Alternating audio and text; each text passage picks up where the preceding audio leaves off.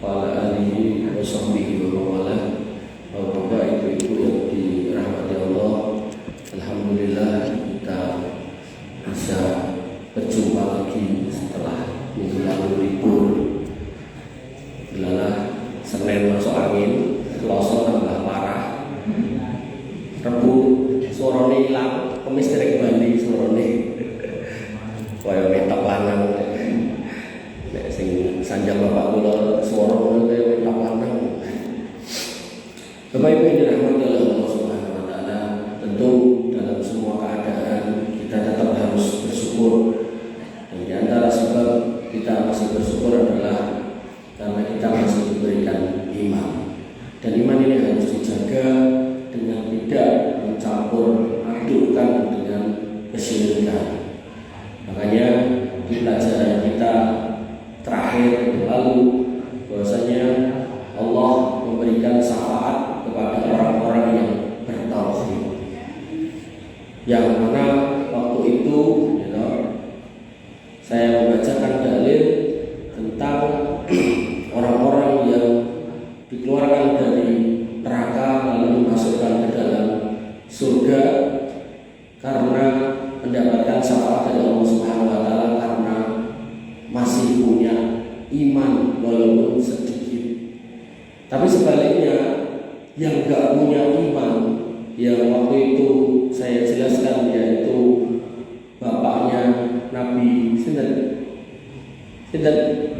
Ibrahim, di mana anaknya Ibrahim alaihissalam adalah leluhurnya para nabi yang membawa agama tauhid, itu memohon-mohon kepada Allah. Allah tidak bergeming bahwasanya tidak ada tempat untuk orang yang melakukan kesyirikan. Oleh karena itu maka pada kesempatan kali ini masih dengan tema yang sama, yaitu kenapa kita harus bertauhid, masih dalam poin yang sama, yaitu kita akan mendapatkan syafaat. Dan dicontohkan di sini bahwasanya termasuk yang tidak kebagian syafaat yaitu pamannya Nabi Muhammad SAW yang bernama Abu Thalib. Bahwasanya Allah Subhanahu wa taala berfirman, "Fama tanfa'uhum syafa'atus syafi'in," maka tidak berguna lagi bagi mereka syafaat dari orang-orang yang memberikan syafaat. Artinya karena hatinya sudah tidak ada keimanan yang murni, maka syafaat pun tidak berguna. Dan kemudian Allah tegaskan lagi, "Yauma idzin la tanfa'u syafa'atu illa man adzina lahu rahman wa radiya lahu qawla." Pada hari itu juga tidak berguna syafaat kecuali syafaat orang yang Allah Ar-Rahman telah memberikan izin kepadanya. Tapi gak cuma izin toh, ada syarat yang kedua, dan dia pun meridhoi perkataannya. Artinya ini untuk siapa ini? Allah ridho Allah yang kasih syafaat Nabi Ibrahim, Nabi Muhammad. Tapi untuk siapa? Ternyata Nabi Ibrahim minta untuk bapaknya yang musyrik, gak dikasih. Ternyata Nabi Muhammad minta untuk pamannya yang musyrik, juga gak dikasih. Sehingga orang yang paham betul tentang situasi ini, dia harus kemudian menjaga diri dari kesyirikan. Dan hati-hati, karena yang namanya fitnah yang namanya fitnah di dunia itu ada dua, yaitu fitnah syahwat dan fitnah syubhat. Nah, fitnah syahwat itu sing memperturutkan hawa nafsu, mabuk, judi, zina, padat, medok, monimo. Adapun fitnah syubhat ini adalah munculnya orang-orang yang menyampaikan sesuatu yang salah, tapi dibungkus seolah-olah bungkusnya wadahnya itu api. Jadi ada seorang yang berpendidikan tinggi sebenarnya, kemudian dia nulis panjang lebar yang intinya dua sajin itu gak apa-apa, karena itu bagian dari negosiasi kita dengan bangsa jin agar mereka tidak ganggu kita. Doktor. Maka yang harus kita pahami, tidak seperti itu cara mainnya, tidak seperti itu pemahaman kita dalam hal ini. Karena jelas hadis yang pernah saya sampaikan di sini, dua orang laki-laki, yang satu masuk surga karena lalat, yang satu juga masuk neraka karena lalat. Sebabnya sama, yaitu kapan? Ketika dua orang ini berjalan menuju suatu tempat, melewati suatu desa atau suatu kampung. Di kampung itu ada yang dikeramatkan. Apakah bentuknya pohon, apakah bentuknya punden, apakah bentuknya gunungan, apa wae pokoknya. Maka ada yang jaga di situ, dan kemudian pemuda ini ketika mau lewat dikatakan kowe ora iso lewat nek ora pakai sajen ini. Kemudian pemuda yang pertama mengatakan, aku ora duwe apa-apa. Wong aku rono ki meh golek apa-apa. Tekan ngene ra duwe apa-apa kok kon sajen, ra duwe apa-apa. Kata penunggu tempat yang dikeramatkan itu, dia mengatakan kayak ono sajen walaupun itu seekor lalat. Akhirnya orang ini pun mencari lalat. Sebagaimana kita pahami, nek laler itu kan bisa ditemukan di tempat-tempat yang kotor, gratis, nggak perlu bayar gitu. Ditangkaplah lalat, ditaruh di situ. Kata Nabi SAW, "Fakhallu sabilahu", kemudian dikasih jalan, dan kemudian kalau dia nggak tobat, dakhalan nar, dia masuk neraka. Adapun pemuda yang kedua, ketika disuruh hal yang sama, dia mengatakan, saya nggak akan mempersembahkan apapun sedikit pun kepada selain Allah. Kemudian si penunggu tempat keramat itu pun nesu, akhirnya dia dibunuh, dan kata Nabi SAW, "Wa dakhalal jannah", dia masuk surga. Ini menunjukkan bahwasanya kita harus hati-hati sama perkataan sebagian orang yang koyone api, koyone bener, tapi itu sebenarnya fitnah subhat, kerancuan yang sedang dia sebarkan. Koyo-koyo bener, kalau kata Imam Ali, qaulul haq urida bihal batil. Omongannya koyone bener, ini sajane yang dimaksud adalah sebuah kebatilan. Ada lagi orang yang mengatakan sedekah bumi itu boleh. Sedekah bumi itu boleh katanya. Padahal yang ma'ruf di kita yang namanya sedekah bumi itu adalah bumi, gunung atau sawah yang bisa berpotensi bleduk, itu kudu disajeni. Itu ma'ruf di kita. Sedekah bumi itu. Termasuk sedekah laut adalah buang sajen ke laut. Itu ma'ruf di kita kayak gitu. Maka kita nggak boleh kemudian menggunakan kalimat-kalimat yang rancu untuk kemudian membuat sesuatu itu tambah runyam. Sebagaimana kita kenal yang namanya segawon sikile papat, terus jenengan diceluk segawon, itu kan ora bener gitu.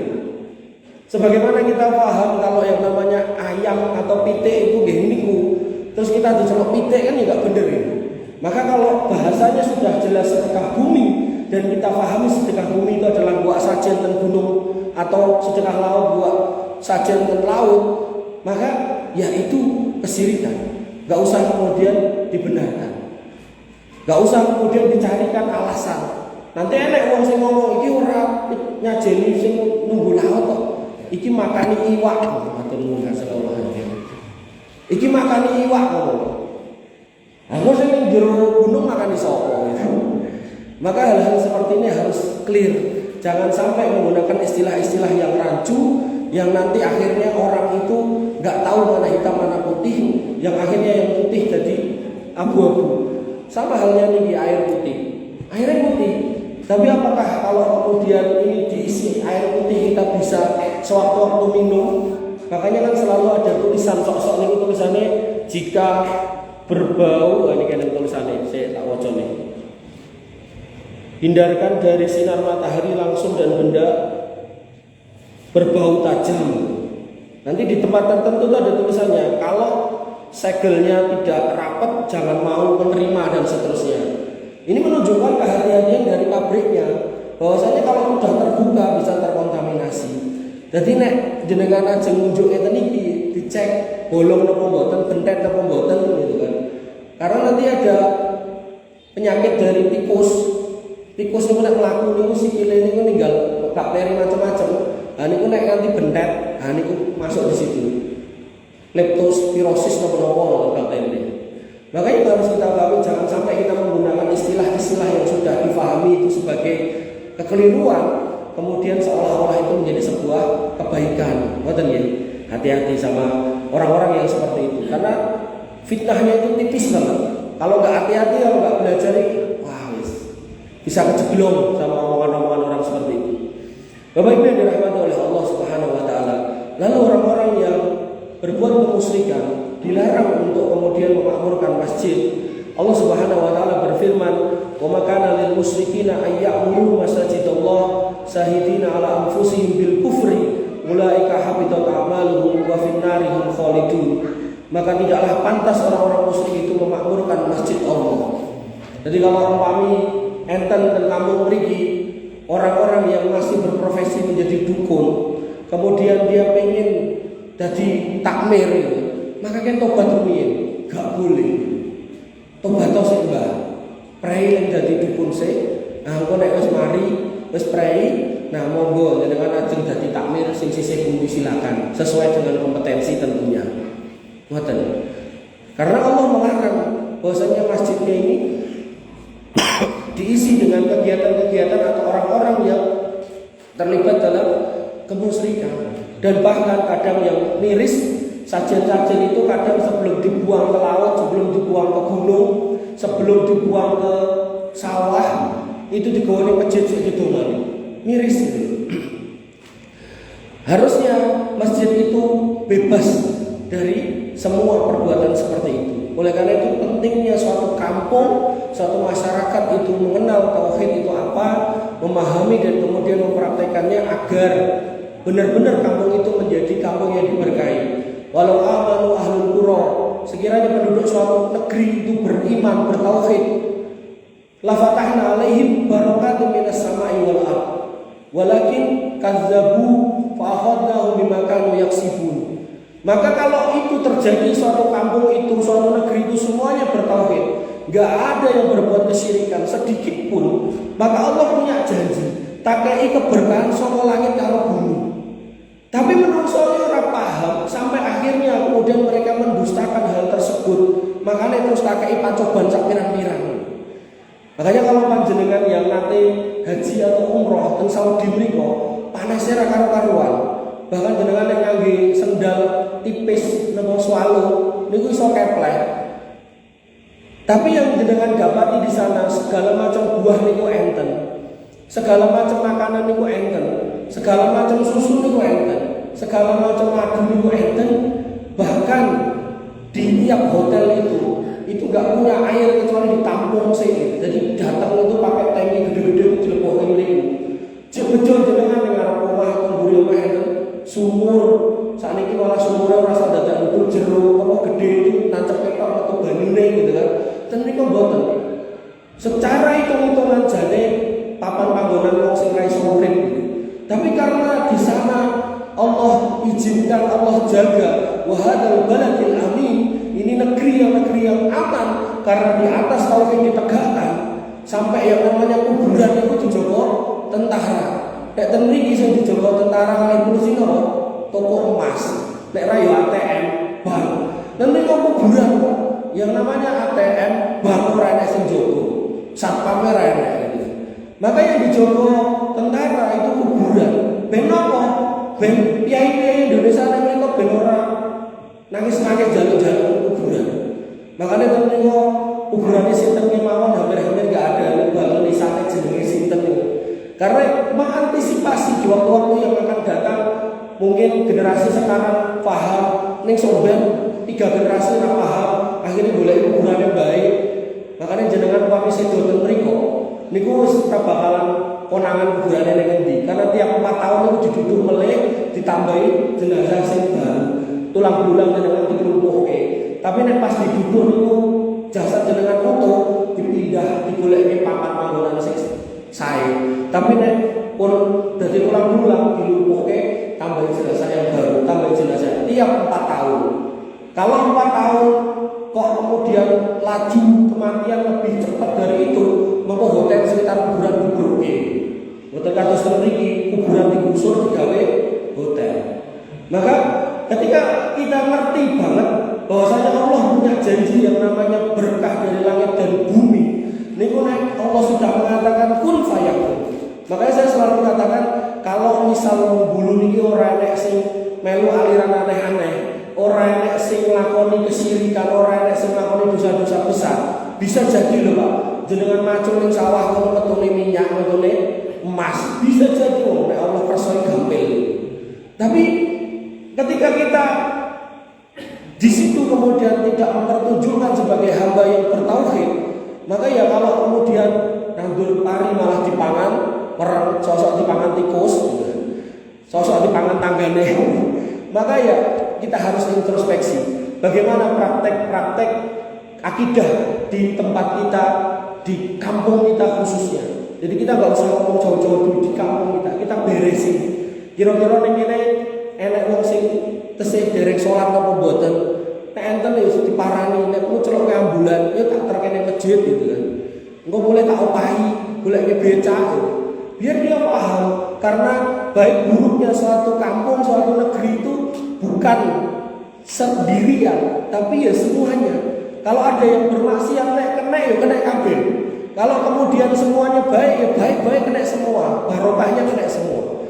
Maka ini yang harus dipahami. Jadi buatan mungkin ning kono ana wong mendem dhewean kok diatap kon dhuwur dhewean dia sampe berdek buatan. Yo kabeh sak kampung niku wae.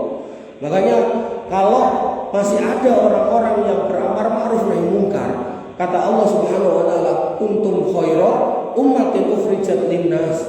Kita ini umat terbaik dengan ciri masih mau menasehati, masih mau ajak-ajak yang baik, masih mau melarang dari kemungkaran. Makanya kalau zaman saya dulu kecil, nek wong tip-tipan nek wong main nek wong mendem, mugi-mugi pun mboten enten nggih ten mriki nggih. Nek nganti enten kon lunga wae. Kon lunga wae. Dan tidak usah takut. Apalagi itu rumah-rumah kita, apalagi itu acara-acara kita, hajatan anak kita, kok ya dadak kaya ngono. Terus baru kuwi nyuwun dongane nggih mugi-mugi sakinah mawaddah warahmah. Niku ngimpi, Pak. Niku ngimpi. Boten mungkin sebuah keluarga yang dimulai dengan acara yang seperti itu, lalu kemudian kita berharap pernikahannya sakinah mawaddah warahmah. Enggak mungkin. Sama halnya dengan jenengan pengen sehat yang sing jujur, banyu reget, ora mungkin bakal sehat, tambah loro gitu. Maka yang harus kita pahami bahwasanya akidah ini harus clear, jangan sampai dicampurkan dengan kesyirikan. Makanya Allah mengatakan alladzina amanu, wong sing menyatakan beriman walam yalbisu imanahum bidzulmin, dan dia tidak mencampur adukkan keimanannya dengan kesyirikan. Kedzaliman itu kesyirikan, yang paling besar itu adalah kesyirikan, kedzaliman yang paling besar. Ulaika lahumul amnu wa hum muhtadun. Orang itu ning donya dikei jaminan urip aman, nyaman, tentrem, dan dikei hidayah selamat sampai akhir hayat husnul khotimah. Tapi kalau kemudian dia bermain-main dengan kesyirikan, walaupun migring-migring, walaupun ngeterke tanggane nang dukun, hati-hati. Hati-hati, salatnya 40 dina ora ketompo. Hati-hati, nanti lama-lama ketarik juga. Hati-hati, nanti kepengen juga, dan seterusnya dan seterusnya. Maka orang-orang yang beriman harus paham bahwasanya ketika dia nggak boleh berada di wilayah kesyirikan, maka dia harus berada di wilayah masjid. Sebaliknya, kalau manusia ini main di wilayah kesyirikan, sebaiknya jangan ke masjid sebelum bertobat. Artinya, ketika ada nyata-nyata orang yang berpraktek kesyirikan, maka minta dulu untuk bertobat, tinggalkan itu. Jangan sampai justru acara kesyirikannya digawa di masjid. Sajene dicepake, didongani di masjid, kemudian diguak bareng-bareng ten sendal, diguak bareng-bareng ten kuburan, diguak bareng-bareng ten segoro, ten gunung. Maka hal-hal seperti ini mengundang adab Allah Subhanahu wa taala. Bapak Ibu yang dirahmati oleh Allah Subhanahu wa taala, dan Allah dan Rasul yang berlepas diri dari orang-orang yang berbuat kesyirikan. Kalau ujuk rian ya.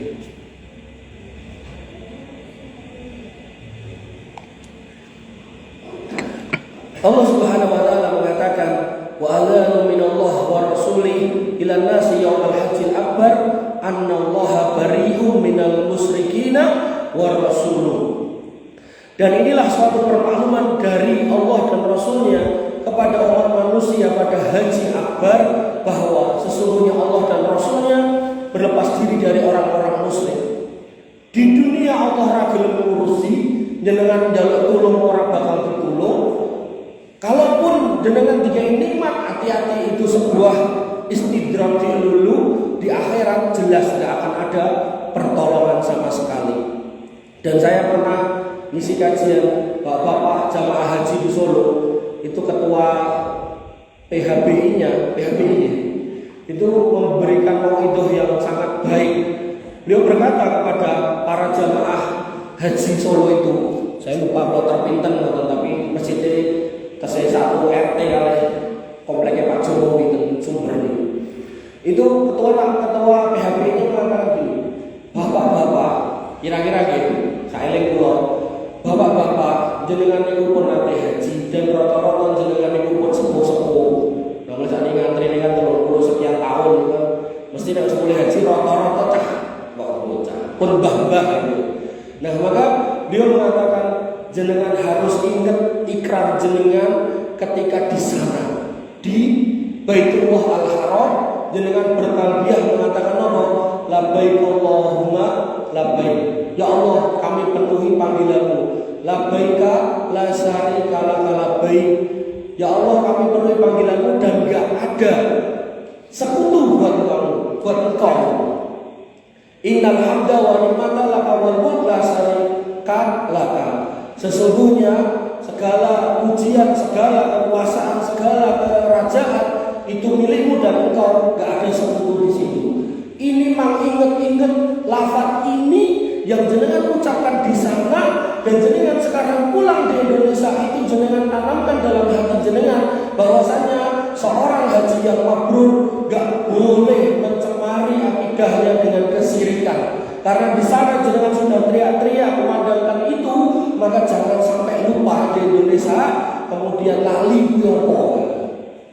Wah, kalau pas sebelum itu mah, wah benar-benar baru sekali itu ada seorang haji yang menasihati teman-temannya jamaah haji yang sudah pulang haji dengan kalimat yang seperti itu.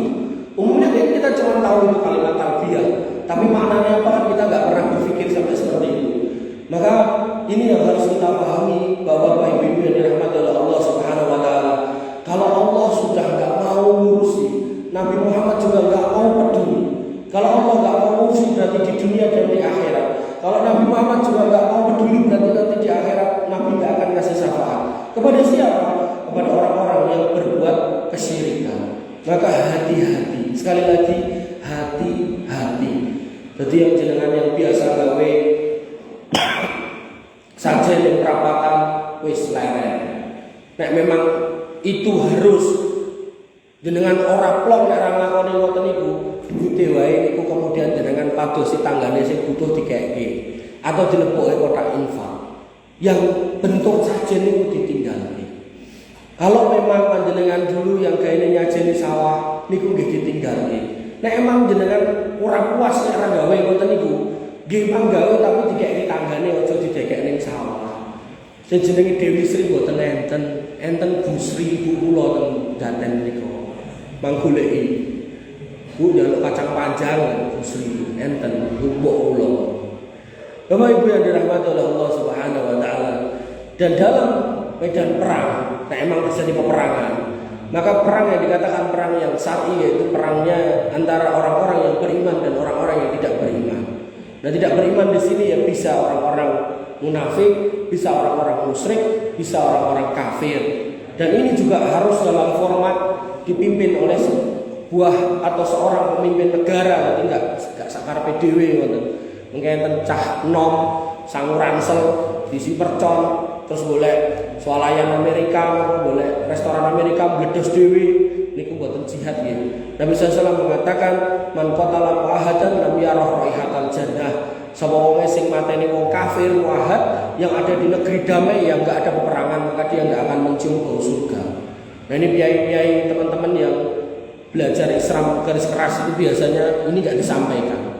Ini enggak disampaikan. Kalau nate melu ngoten niku dhekek ning ruangan peteng isine wong limo ngomong karo ngedepi negara niku. Piye? Wong ngedepi omah ora ngerti rumuse wong limo niku. Ngomong soalnya ra nek tukange. Pokoke nek yo ora didit. Ngomong karo ngedepi negara luar biasa. Maka harus hati-hati. Sekali lagi fitnah itu ada fitnah syahwat, ada fitnah subhat. Fitnah syahwat insya Allah orang-orang bertauhid itu faham, nah itu dosa. Tapi yang fitnah syahwat ini kalau nggak berilmu hati-hati. Ini fitnah ini benar-benar tipis kadang sing ngomong yo ustaz, kadang yo lulusan Arab gitu kan. Tapi yo omongannya ngoten niku gitu. Sampai ada seorang kiai besar kan ngomong ana huwa ana gitu. Aku ki dhek aku gitu. Dadi manunggale kawula Gusti ku ya ora apa-apa gitu. Padahal lulusan Arab. Makanya hati-hati gitu. Tapi enggak semua ngoten niku. Makanya pentingnya bermajelis ilmu yang baik, yang benar, yang hati-hati agar kemudian kita enggak tersamarkan pada kata-kata yang qaulul haq urida bihal batil. Kalimatnya ketoknya bener, ning sakjane melencenge kadoan. Bapak Ibu yang dirahmati oleh Allah Subhanahu wa taala, Allah mengatakan faqtulul musyrikina haitsu wajadtumuhum wa khuduhum wahsuruhum wa qudu lahum kullu marsad. Maka bunuhlah orang-orang musyrik di mana saja kamu jumpai mereka dan tangkaplah mereka, kepunglah mereka dan intailah di tempat pengintaian. Ini konteksnya perang sekali lagi, bukan di negeri damai seperti ini. Nanti ada cah nom maca ayat iki terus golek samurai mlebu gereja. Ngancem wong sing mlebu gereja niku dina Minggu niku. Arep diapa-apake, itu enggak boleh seperti itu. Dalilnya apa tadi? Man qatala mu'ahadan lam yara raihatal jannah. Siapa yang kemudian menganiaya, membunuh orang kafir pada negeri yang damai, kafir muahad, kafir yang ada perjanjian damai, duta-duta besar dan seterusnya, maka mereka tidak akan mencium bau surga. Dan Nabi sudah mengabarkan sekumpulan anak-anak muda ini bahwasanya mereka baca Quran tapi bacaannya enggak lewat dari tenggorokannya. Agama yang dia pahami melesat seperti panah yang kena ke buruannya. Kemudian mereka orang-orang yang bernalar pendek, usianya masih muda dan seterusnya. Ini yang kemudian oleh para ulama disebut orang-orang Khawarij. Hati-hati. Dan orang-orang Khawarij ini casingnya saiki macam-macam. Pokoknya agarane wong salat madhep kiblat kok dilokke kafir gara-gara ora melu dhek. Itu jane bibit-bibit Khawarij. Bahkan sampai harus rutinan tiap bulan ngenek apa? Baiat apa? Baiat apa Mas? Mantan baiat mengislamkan lagi. Jenenge apa baiat apa? Memperbarui keislaman. Piye to? Baiat memperbarui keislaman. Orang kalau sudah lahir, kata Nabi SAW, kullu mauludin yuladu alal fitrah. Setiap anak yang lahir dari orang tua muslim itu terlahir di atas fitrah. Fa'abawahu yuhamidanihi aw yunasiranihi aw yumajisanihi. Bapaknya sing marake dadi Nasrani, Yahudi atau Majusi. Jadi cah cilik-cilik niku mboten usah diken syahadat karena dalam kondisi lahir dia sudah sesuai dengan fitrah, kecuali sempat jadi kafir terus dilebokke Islam kon syahadat. Jadi rumusnya udah gak kayak orang Nasoro. Orang Nasoro masih kecil dibaptis, mengko rada gede ya dibaptis meneh dikai jeneng macam-macam itu. Maka kita tidak, sejak lahir, ketika kita lahir dari keluarga muslim, ya kita muslim. Makanya kok ada kelompok tertentu baiatnya tidak di-refresh gitu kan, Islamnya tidak di-refresh dengan berbaiat, naudzubillah gitu kan. Terus ngomong dua kunci surga gitu kan, naudzubillah, bener-bener naudzubillah, menyedihkan. Saya setuju. Maka bersyukurlah panjenengan yang sudah keluar dari tempat itu dan kemudian mau bermajelis ilmu bersama dengan kaum muslimin. Karena ketika seseorang ini sebagai sahibul kiblat, orang-orang yang sholat menghadap kiblat itu saudara kita. Walaupun mungkin beda ormas, siji NU, siji Muhammad, masih saudara gitu. Bahkan ketika dia mengucapkan salam, dia berhak untuk dijawab, wajib. Jangan sampai enggak. Bahkan kalau kemudian ada masalah, dia berhak untuk dibantu. Dan pembahasan itu panjang lebar sampai ditulis sebuah kitab Adabul Mufrad oleh Imam Al-Bukhari, menjelaskan tentang bagaimana adab-adab seorang muslim kepada muslim yang lainnya, muslim kepada non-muslim, muslim kepada orang tuanya, muslim kepada saudaranya, bahkan muslim kepada binatang pun juga ada di situ gitu. Maka ketika ada orang-orang yang sampai mengatakan kepada saudaranya muslim, wahai engkau kafir gitu kan, kata Nabi, maka kalimat itu akan kembali kepada dirinya kalau tidak terbukti kekafirannya. Hati-hati.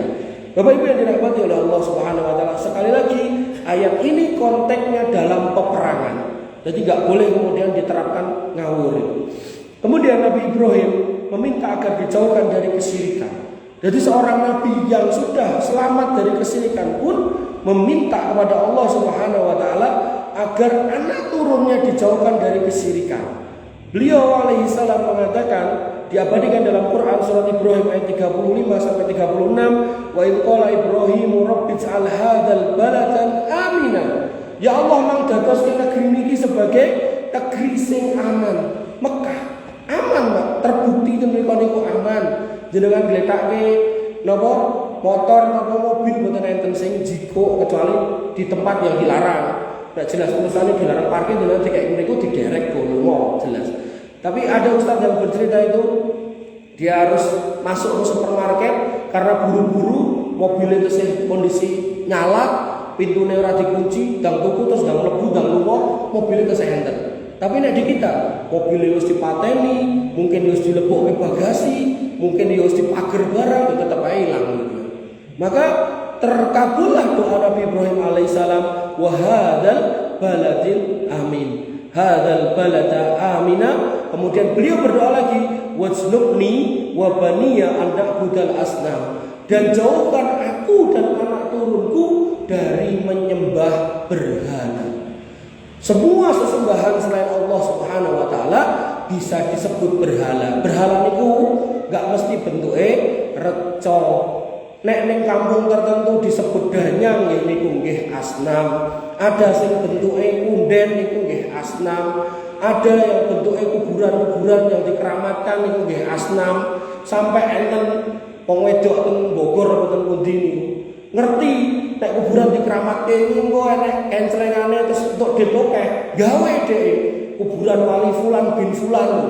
Untungnya para desane ora kemecer ngiler. Nek kemecer ngiler ya malah diuri-uri sisan. Dhek kemudian menanyakan, lho wingi ra enek saiki enek kuburane, kan bongkar ya ora enek apa-apane gitu. Dan itu benar-benar terjadi hari ini. Ada sejumlah orang yang kemudian nyari makam-makam tua terus dibikin makam-makam tertentu dikeramatke. Karena nanti nek itu sampai ada, datanglah orang-orang yang enggak paham dengan tauhid ini, kemudian ke situ ndonga-ndonga dikai kencelengan dekek dengan pertimbangan aku infak ning kene, sedekah ning kene bakal dibaleki karo Gusti Allah. Akhirnya dia panen duit kata. Dan itu banyak betul itu. Makanya jangan sampai ya. Dan di sini Nabi Ibrahim alaihissalam meminta wajnubni, jauhkan aku. Seorang Ibrahim alaihissalam yang berhadapan dengan bapaknya untuk menentang keyakinan bapaknya pun masih merasa hatinya lemah sehingga perlu berdoa kepada Allah Subhanahu wa taala agar dijauhkan dari menyembah berhala, termasuk mendoakan anak turunnya. Kemudian Rabbi innahunna adlalna katsiran minan nas faman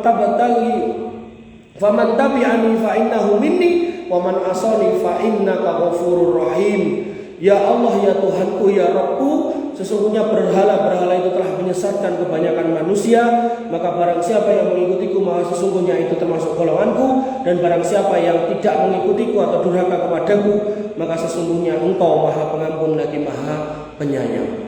Bapak Ibu yang dirahmati oleh Allah Subhanahu wa taala, seorang nabi yang mulia Ibrahim alaihissalam itu meminta keselamatan dari Allah Subhanahu wa taala agar tidak terlibat dalam kesyirikan, agar tetap diteguhkan hatinya dalam keimanan, dan meminta agar anak-anaknya juga diselamatkan dari kesyirikan. Ini penting. Kenapa?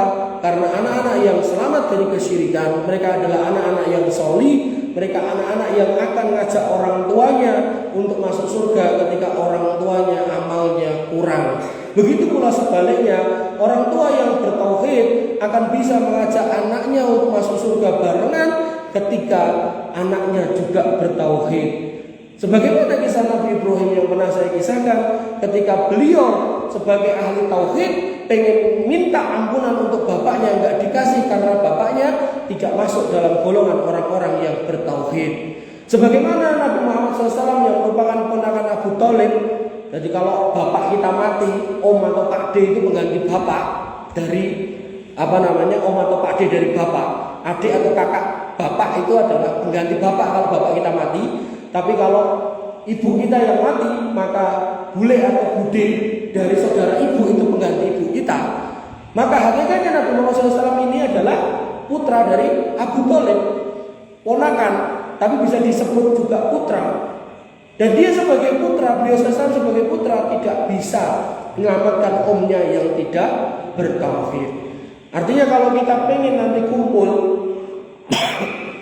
satu keluarga kumpul di surga, suami, istri dan anak-anaknya, maka pastikan ummah itu jangan ada kesirikan. Kalau panjenengan wong sak kampung bulu pengen kumpul bareng dengan mereka, maka pastikan wong sak bulu jangan lagi ada kesirikan. Nek biyen pernah ada, maka ya sudah, itu dulu kita tobati, kita perbaiki, kita dandani pelan-pelan. Gak usah kemudian kita berpikir bahwasanya loh ini tinggalannya mbah-mbah biyen. Ketahuilah bahwasanya di dalam Al-Qur'an ketika orang-orang musyrik itu dimasukkan ke dalam neraka dan mereka ketika di dunia didakwai, mereka menjawab apa? Hadza ma wajadna alaihi abauna. Ngopo kowe dadak ngandani aku? Ngopo kowe dadak nyelekke aku? Wong ritual iki tata cara iki tinggalane mbah-mbah biyen. Lah ngoten niku lho. Maka kalau ini sampai terucap, kemudian perbuatan-perbuatan itu juga terjadi, maka hakikatnya apa yang disebutkan Allah Subhanahu wa taala dalam Al-Qur'an itu sedang terjadi di depan kita. Maka kita harus benar-benar berlindung dari segala macam asnam yang akan menyesatkan kita semua dan akan menggiring kita ke dalam neraka. Dan Bapak Ibu yang dirahmati oleh Allah Subhanahu wa taala, mbok bilih cekap semanten ingkang saged kula aturaken, insyaallah kita lanjutkan di pekan yang akan datang. Mudah-mudahan suara saya sudah kembali.